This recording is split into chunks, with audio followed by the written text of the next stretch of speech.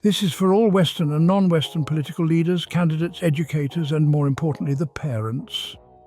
In a year where 64 elections will be held globally, we'll begin with a profound quote from Nelson Mandela: "Education is the most powerful weapon which you can use to change the world." This sentiment holds an undeniable truth. This video was meticulously prepared by a known British academic to inform the uninitiated about the perilous state of the Western education system. How does education shape societal values? And what part does it play in moulding our future through the lens of sciences, arts, mathematics, history, and national language proficiency? This is a question that has been at the crux of many discourses, especially in modern times as Asian schools lead the way forward. This video exposition will expose these Western educational failures to other nations that the Western media is currently suppressing overseas. Especially if you are considering sending your own children to these Western theatres of education. The thesis question here is, why is the Western education system being deliberately destroyed from within by external forces? This is a question that has been at the crux of many discourses, especially in modern times.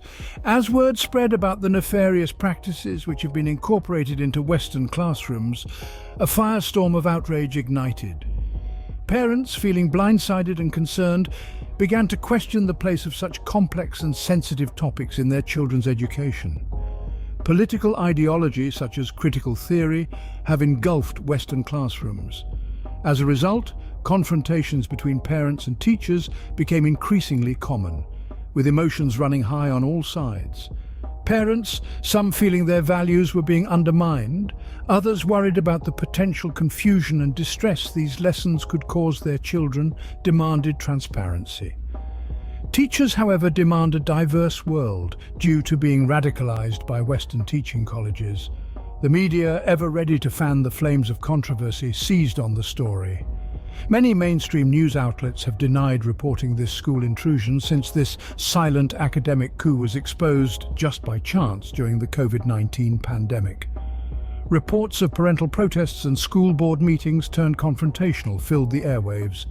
Hence, Dr. Miller's observations to you are voiced in video form today. Social media platforms have become battlegrounds with individuals on both sides of the debate passionately defending their views. As the controversy swelled, it began to attract attention on a national scale, now being exposed to the East by academics like Miller. Parents weren't just voicing their concerns at school meetings, they were organising protests. School boards across Western states are inundated with complaints and demands for change.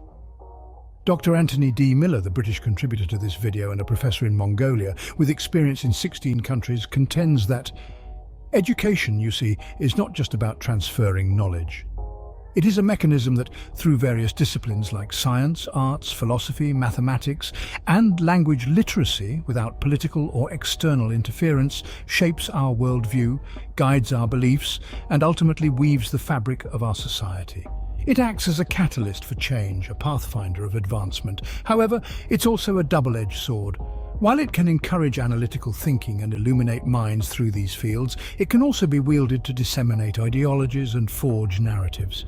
As we explore the discourse around the role of these academic disciplines in schools, let's move on to the only Western nation where this is a solid school foundation.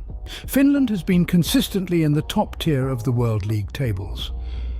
The teachers individually control how the curriculum is being taught. Moreover, decide how much technology is used in the classroom. Just education? No gender or critical theory is propagandized here. In fact, ancient history is taught to these primary school students. In the West overall, have we already lost a generation due to both political and elitist body interference? Miller advocates and believes that teaching sciences, arts, mathematics, and a nation's historical language literacy are essential. Case in point, the World League tables for schools go to Asia. He cites Singapore as one of the most technologically advanced school systems on Earth. However, many other Asian nations are following close behind. He argues in his paper of 2020, entitled "A Hidden Danger to Our Children's Classrooms Within Educational Leadership and Peering Practices," that education is not a monolith, but rather a kaleidoscope, with students exploring different areas based on their interests and abilities. By introducing these disciplines from an early age, he believes we can cultivate curiosity, critical thinking and creativity among students, fostering a more knowledgeable society. Dr. Miller cites a valid example, for instance. Consider the case of a student passionate about astronomy. Without a solid foundation in sciences and mathematics, their peers might struggle to comprehend their fascination, leading to a sense of isolation and misunderstandings about the importance of these subjects. Miller contends, in addition, with education in these areas, students can better understand and appreciate their fascination and interests, inclusive of creating a more conducive learning environment. Moreover, he goes on to state that proponents argue that teaching fundamental subjects like philosophy and history can both shape and help combat ignorance without ideologies such as gender and critical race theory. By acknowledging the importance of diverse disciplines from a historical context, we can contend with or challenge traditional norms that can often be rigid and one-dimensional. Miller states that the subject of history must be unmodified. True history reflects that it has been about wars, land grabs, and the theft of natural resources.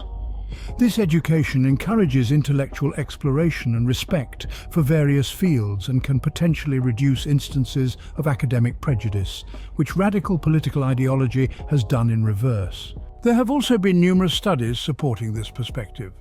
For example, a study published in the Journal of Educational Psychology found that students with a balanced curriculum reported better problem-solving skills and overall academic performance. Another study published in the American Journal of Education discovered that students in schools with comprehensive policies had lower rates of school dropouts. The advocates argue that by teaching sciences, arts, mathematics and literacy, we're preparing our children for a diverse and intellectually stimulating world. Miller and other practitioners believe that education is a powerful tool for societal progress, and by introducing these concepts in schools, we can shape a future society that respects and values intellectually. Dr. Miller, a veteran 30-plus years educator who has been chair of 2 university departments, says, conversely, some argue fervently that there is pronounced deliberate deficient accentuation of the sciences, arts, history, mathematics, and language literacy in our education system. In fact, books are not being read anymore in society as once previously, as the screen has replaced magnolia paper pages. These are grave missteps with potentially disastrous consequences. This perspective is often dismissed as archaic. Conversely, Miller cites that Gen Z and the older generations are worlds apart in foundational knowledge. In fact, both millennials Gen Y and Gen Z cannot debate and do not like to be criticized. They argue that diverting attention to non-core subjects like gender theory, which is considered by many as a perilous political ideology, can lead to confusion and hinder young female educational progress. Additionally, third-wave feminism has caused discord in the mating game. Moreover, Western men are rejecting their own women to venture to Asia and other countries to find partners. Dr. Miller questions why the United Nations, the umbrella of UNICEF, hasn't intervened in this issue. Or is it because of a more deliberate, sinister agenda for our children to come? The head of UNICEF, Catherine Russell, is married to Thomas E. Donnellan and is currently chairman of BlackRock Investments. Just a thought Miller also highlights. Today's graduates lack the ability in mental arithmetic, compared and discourse analysis to generations past. They can neither accept criticism nor cite evidence for their ideological, demonstrative claims. This new generation does not respect their elders anymore. Miller says more disturbingly, in California in 2016, the school board approved that young children be taught LGBT history. No wonder maths and science is in second place. A cited exemplar was the situation in Brighton, England, where a marked decline in mathematics performance was observed, arguably resulting from neglecting this essential subject and the insertion of irrelevant ideologies. All of the material from Miller's research is notated in his book entitled Origins of Chaos Theory in Science and Society, published in 2023. Additional concerns lie in the undermining of basic academic competencies. Case in point, Imperial College London has more foreign students registering than native British candidates due to UK students' lack of science proficiency within examination results. Due to political signposting, Western students are not the leaders anymore. This is from the majority data published. In addition, Miller, speaking at the 2016 World Education Summit in Dubai, said that we are producing activists, not capable alumni, to contribute both to our respective nations and respective economies, as we have too many activist faculty members. He continues by explaining that Eastern nations are under threat too by these radical Western graduates. Moreover, in the guise of educators, he posits back then that these NGO teachers are the silent coup to destabilize a sovereign state's traditional norms on behalf of Western government entities, as Miller has witnessed this personally. Interesting, don't you think? Then, 2 years later, in 2018, Russia closed down 2 offices of the British Council, accusing it for acting as a cover organization for spies. Consider the case in South Dakota. In 2019, the state passed a law prioritizing teaching sciences, arts, mathematics, and language literacy in schools, arguing that undue focus on subjects like critical race theory was causing harm. In addition, the Education Consumers Foundation published a paper in 2021 drafted by J.E. Stone, citing that critical race theory was an excuse for educational failure. Critics like Dr. Miller can already see the side effects in the last 2 generations. The masculinity reduction in boys and now today's men has been quite transformational. Where are the men today? You can see from these images how masculinity has fallen. One asks, where will the next batch of leaders and warriors come from? It will take an epic catastrophe for all these academic pseudo-social theorists to comprehend that critical theory is a 1930s slow-burn plan to try to control society's plural. First, you divide, then control the remnants of a civilization. In fact, on the gender theory debate in schools, Miller says that if there were to be a military conflict, civil wars or street disturbances, gender would return to their natural roles. We ask ourselves, where will the next men be to protect their families?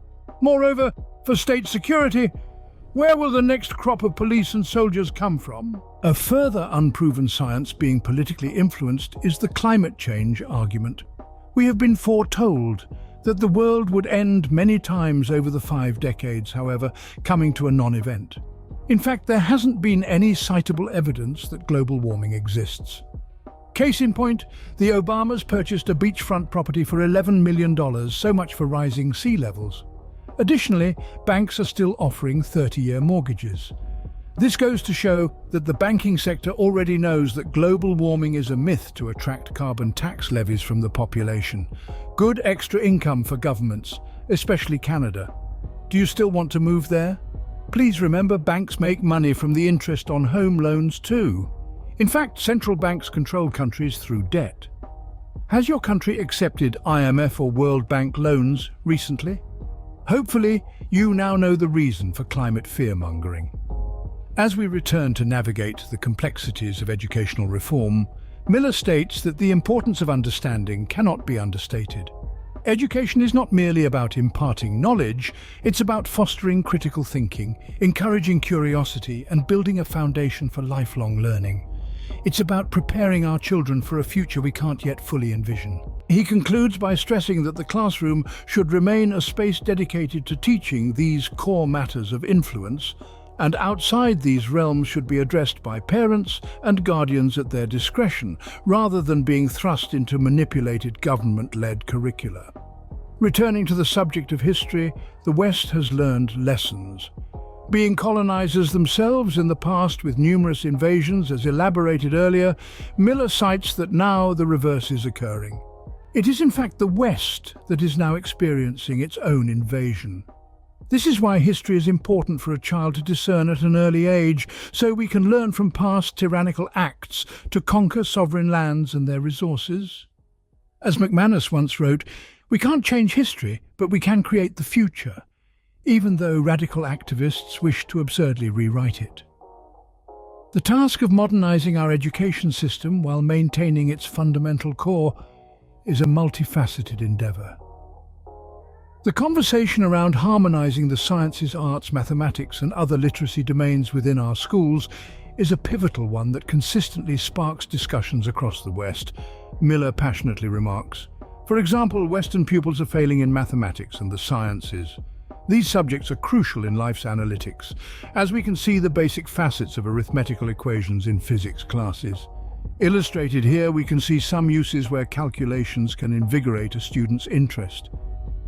Furthermore, Miller contends that without mathematics, you see, we would have no money, housing, infrastructure, food, internet or defense. Finally, for every advance in science, mathematics is at its core. In recent times, we've seen a swell in progressive educational reforms. This has led to failing young generations. Case in point, British students have increased behavioural issues. This has led to many teachers leaving the profession. Elizabeth Mulvihill, an editor for We Are Teachers, based in Florida, conducted a poll in 2019 with the National Educational Association. This poll revealed that 55% of the teachers questioned were ready to leave the profession. They cited exhaustion and emotional stress as the main contributors. If they decide to leave, it's in mid-year. Secondly, Miller highlights an example this time at a prestigious US university with previously attended millennial students. Irvin Horowitz, a professor of strategic management at Texas A&M University, failed all of his class for behavioral misdemeanors. Horowitz claimed that his students lacked basic math proficiency and had cheated in their examinations. In addition, he said that they were very disrespectful to him. He goes on to explain that the millennial generation was then treated as customers rather than ardent students by the administration. Therefore, he was not permitted to fail the entire class. Continuing with student output, Asia has a real work ethic in their schools. Miller voices an example in Mongolia. Pupils there receive on average 4 hours of homework per school day. This is in vast contrast to the majority of Western schools with their meagre offerings. Now moving on to 2024. The current students in our schools, seen as a landmark generation, Gen Alpha, born between 2010 and 2024, is expected to be the largest in history at more than 2 billion people, according to Mark McCrindle, a social researcher who coined Generation Alpha, connecting this to our new generation. With tech, the internet has evolved into a mythical world, so children are developing cognitively in a dystopian environment. Millennials had the internet's early versions, Gen Y had improved modifications, Gen Z had social media access, while Gen Alpha, the children of the millennials, are growing in a fully digitized world. In fact, 4 out of 10 of these infants have devices by the age of 7. This current body of students, Gen Alpha, has become worse behaviorally than even Gen Z previously. School violence has increased in the West to such an extent that if a teacher removes a mobile phone from a pupil during class times, teachers are occasionally attacked, as seen here. Remember, Miller elucidates that these are the offspring of millennials who had stricter parents, so they gave their own children a punishment-disciplined free environment. Hence today, Gen Alpha has minimal internet guidance, resulting in 65% of fourth graders having reading issues and 11% having no social skills. The dialogue doesn't end there. Instagram and other sites like TikTok are full of teachers' accounts of the daily nightmares faced by them in class with Gen Alpha. They cite children who cannot read by 7th grade and are behaviourally disrespectful. Additionally, they can't communicate and are constantly being rude. Concentration is a further factor as they cannot be still in class. Basic subjects in the curriculum, they said, forget it, they are worse than useless for the future of humanity. To not help matters, Miller says that the parents have been described by his Western colleagues as being delinquent. They expect the teachers to be babysitters, as many of these shell-shocked educators have commented online. A paper published by Kumar in 2020, with over 20,000 reads, illustrates Gen Alpha device usage by quoting results from a survey that these children experience 7 to 8 hours of device time. Moreover, he cites Turkle in 2011, while referring to the obsession with technology, observed that mankind has reached the robotic moment in their history when they are friendlier and caring to their devices more than their fellow beings. Firstly, millennial parents hold a significant role as they directly influence their child's perception of learning, as we can't blame the children as they simply follow. Parents must foster an environment at home that complements the evolving educational system, encouraging children to explore their interests, while also emphasizing the importance of a well-rounded education with home discipline. Currently, as Miller deciphers the data, he voices that millennial parents have proven to be the worst generation to raise children, as we can see the terrible behavior effects in their schools as Gen Alpha. Neither, with little nor zero home discipline being forged, their children will be an unwelcomed addition to humanity. In short, these parents are to blame. Consequently, the teachers are suffering as a result due to parental neglect. In conclusion, balancing the various aspects of education is a complex task that requires the active participation of all stakeholders. It's not about choosing between arts, sciences, or mathematics, but about creating an inclusive and balanced educational environment that cultivates well-rounded individuals ready to face the challenges of the future. So, why is Western education in crisis, as Dawson once wrote? There have been many articles, books and videos published on this topic. However, nothing related to discerning this issue unambiguously. Miller also contends that academics in the field can debate and may have solutions, but not always in reality. He states fervently that we now have both Western students and graduates who cannot discern capital cities or even point out a country on a map. There we have the next army officers and soldiers and chiefs of police. Moreover, spelling and simple mental calculations are sadly lacking. This is indeed frightening for a future generation. There are two questions Miller asks. What has happened to Western schools and colleges? For the uninitiated who live outside the West, you haven't been told the truth. The information from the media has simply been in the greatness of Western education, thus suppressing the facts in reality. So the academic question here ought to be the pertinent one. In Miller's research, he remarks, what is really occurring in Western education? As we navigate these crossroads of controversy, the role of media cannot be overlooked. The media, often referred to as the fourth estate, has a profound influence on public opinion. It shapes our understanding of the world around us, influencing our beliefs, attitudes, and behaviors. In this era of information overload, the media's role in providing unbiased and accurate information becomes ever more critical. We live in a time where fake news can spread like wildfire, causing chaos and confusion. As a result, the responsibility to fact-check and report accurately falls heavily on the shoulders of our media institutions. It's through their lens that we view the world, and it's their duty to ensure that this lens is not distorted. However, the mainstream media of the West serves one master and assists as their foot soldiers. Finally, the media, as the fourth estate, plays a crucial role in informing the public and driving discourse. It has the power to shape the narrative, influence public opinion, and drive social change. 2024 is a huge election year, where many countries will have the ability to choose their new leaders or heads of state. In the West, however, it is just more than an election this time. The US and EU elections especially have the spotlight.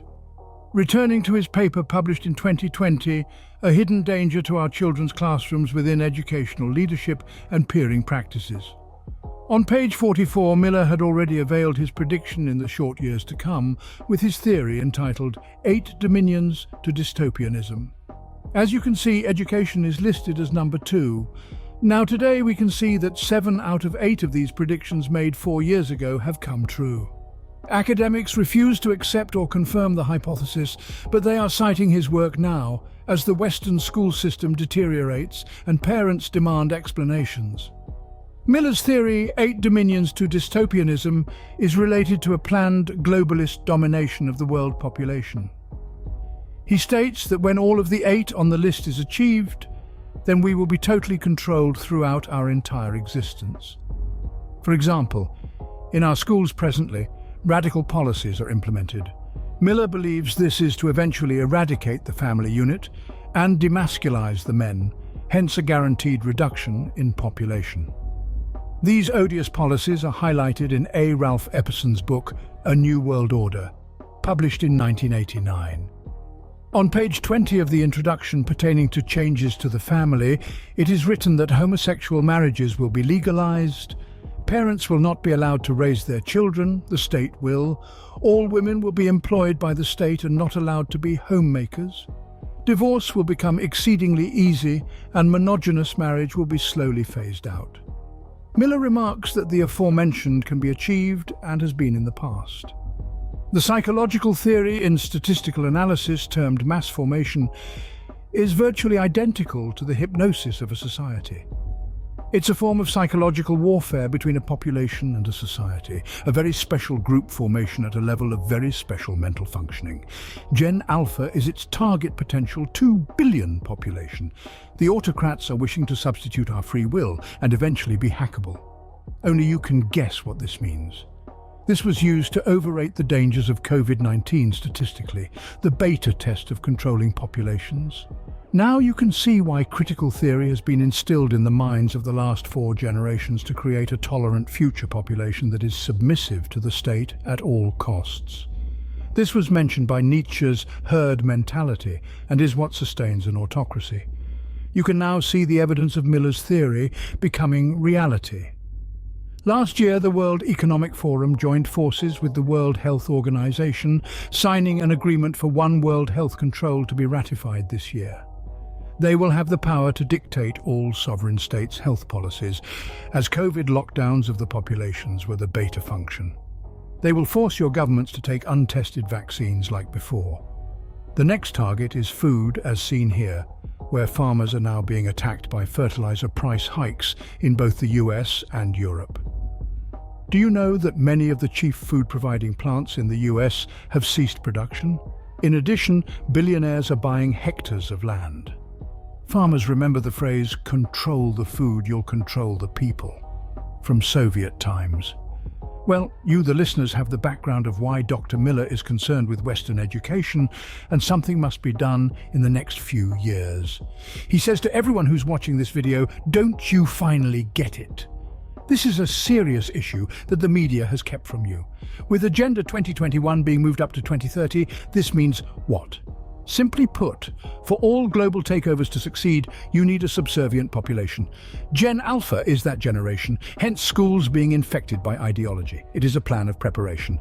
Their personality traits must resemble dependency on tech. Without remorse, disconnected from traditional learning, and being rebellious to their families, thus being independent of all things, being equal. There is, however, a timeline here. 2010 to 2024. So by 2030, the first Gen Alpha adults will be 20 years of age. Therefore, they will be prepared to begin a new era of only serving a newly created world of governance by unelected people of wealth. An autocracy, nonetheless. Miller also cites the future of jobs. According to the July 2023 Pew Research study, whoever is exposed to AI the most will be affected in the years to come. First, ethnically, whites are exposed the most to AI, and the women are exposed more than their men. Second, for races of people globally, Asians will be impacted the most as they are exposed the most. For educational achievement, bachelor's degree holders are exposed to 27% of AI. So all the talk of having a university degree? Miller goes on to illustrate which jobs will be automated in the very near future. From the research conducted, he states that at least 9 jobs will be automated. These are seen listed here. Now to Miller's summary. 2024 is a huge election year, where many countries will have the ability to choose their new leaders or heads of state. In the West, however, it is just more than an election this time. The US and EU elections especially have the spotlight. In short, it will be a fight of good versus evil, or globalism versus sovereign independence. Miller states that, as illustrated in this video, there seems to be little to no hope of our future generations becoming individuals in both their life choices and innate characters. Unless we as a collective of rational people of sound mind and spirit Choose leaders that don't turn their backs on the people soon after they are sworn into office, which is now commonplace in most nations. Therefore, the only state leaders to save our children are those who possess amour patriae douci, or love for one's landlords. This is for the preservation of cultural traditions, languages, histories, educational systems, ethical moral codes, and respect for their own respective laws within a constitutional framework. The Russian Federation, under the helm of President Vladimir Putin, has no such issues in education. Being a patriot, who has taken his country out of the abyss from 2020, and has exemplified this ethic and ethos into the Russian educational system. There are zero Marxist ideologies and attacking the teachers physically here. The students are taught within a proven and tested discipline system, and each student's handwriting must be impeccable. This is why Putin won a fifth term in office with 87% support, and international observers numbering 109 nations were in attendance. Miller believes that we are not in a media fourth estate, but a fifth estate, owing to we are becoming completely digital. The openness of global control depends on this technology as revealed during COVID. It has been no coincidence that adult literacy has worsened since the millennial generations coming into being, consequently being the worst parents in recorded history. Finland, however, has shown the West the educational way forward. Additionally, Miller says he will never give up the fight for the protection of children in their school's dominion, as they will shape the future of the planet, neither being controlled by machines nor by unelected, egoistic, wealthy individuals. Parents must act. Activist educators and boards must go. Politicians must implement policy, not only to eradicate political messaging from the curricula, but also introduce a new guide to parenting. In keeping with the curriculum, Miller asks, why hasn't there been entrepreneurship courses in the latter stages of high school? Why hasn't there been more vocational schools for the trades? We will always need plumbers, carpenters, roofers and bricklayers thereof. Not every human has been programmed to experience university. We need to aim in the direction of blue-collar workers too, as they are the majority. And we always need something repaired at home or at the office. So, for all the leaders and prospective presidents, prime ministers out there, you now must either act or be merely led by the unelected globalist entities. The choice is yours. Are 30 pieces of silver worth the weight of your national generation's slavery? Finally, Miller adds, Nietzsche's herd mentality is what sustains the autocracy, so-called elites. It obeys and fears judgment and carries out orders. However, its subcategory is being a slave, indecorous to humanity thus, maneuvering the herd. Baby boomers and early Gen X generations still have the remnants of being higher humans. They have to remain alive as long as possible to assist the West's past 4 generations as they are lost morally, empathetically, intellectually and societally, thus heading towards serfdom unless we do something. He continues to add that following all the false media narratives portraying the West as both the greatest educational system and society, it is clear from the research and long life in the field, we can see from here that the West has its failings that it does not wish to expose. Therefore, it is not the place to be educated anymore. So, if this is the case, why allow Western teacher trainers to come to your countries and re-educate you in methodology, as they themselves are from a broken system? Miller asks. As seen here in the near future, in fact only one generation away, are we being prepared to be hybrids with technology? If not for Gen Alpha, but certainly for Gen Beta. Do you wish us to prepare our babies for a future of control? It seems like it. Do we give up our children or do we fight? For our children's sake, you have been academically warned.